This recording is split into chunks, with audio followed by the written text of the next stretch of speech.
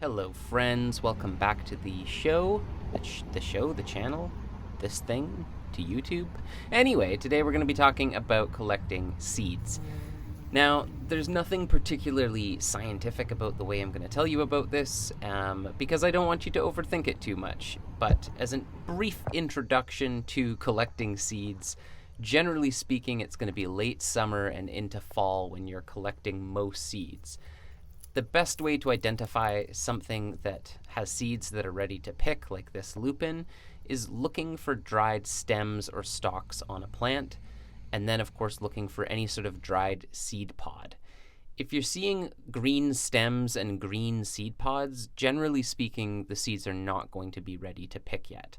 So in terms of tools, you don't need a lot. I usually just bring some snips or scissors and a jar. Having things to put the seeds into is good. I think these are maybe some columbine seeds. Often on plants, you will see where the seed pods are, and it will be fairly obvious.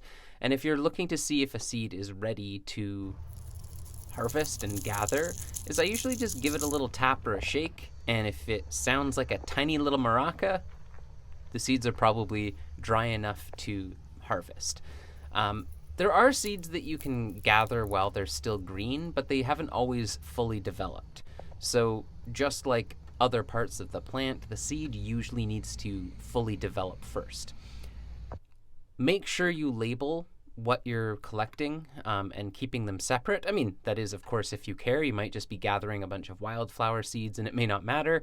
But I like to try to just, as much as I can, when I remember, label what it is I'm collecting and also sometimes where I got it and what year, so that, 2 years from now, I know what I'm actually throwing out into my garden.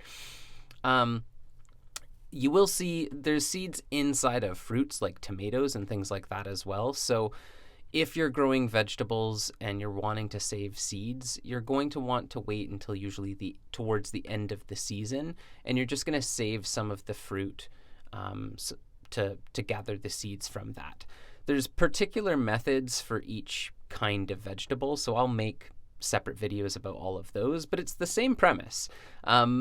If you don't know where the seed is on a plant, or if that plant, in fact, actually develops a seed, then obviously a little bit of research is required. But once you start looking for seeds, I guarantee you're going to see them everywhere, such as these lupins that I found. I think this was about late July, early August.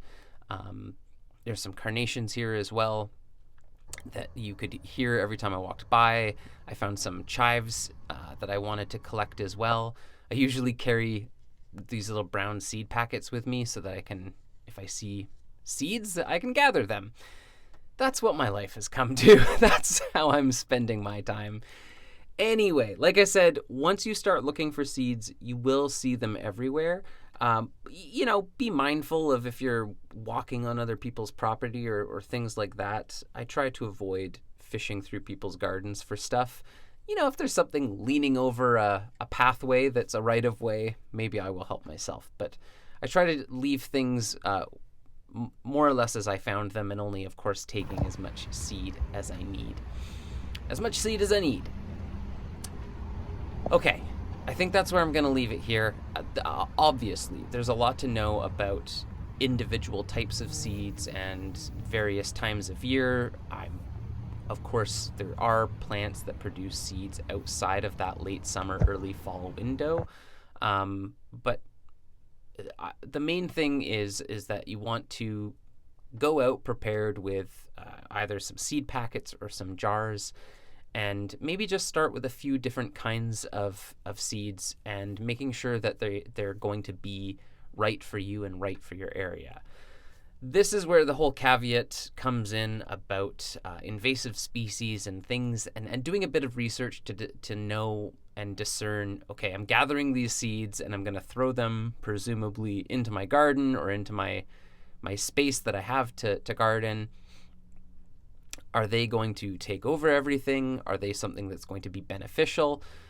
Do your research to find out what it is you're collecting and what the prime conditions for it are. Just like anything in the garden, it's not much use to us if we're putting it in the wrong place, or if we're inadvertently throwing seeds that are just going to become a problem further down the line. But overall, the principle's usually the same, and the exact methods of gathering might differ a little bit. I'm usually just looking to get as much of the seed as I can into some sort of bag or container so that I'm not losing seed. Those were some kale seeds that I was just harvesting. And then, of course, trying to label everything as well. Something that I already touched on, but it really does help. It's easy to forget, but it's also really easy to do. Just throw a quick date on and also what it is you've collected. Anyway, happy seed hunting. Good luck.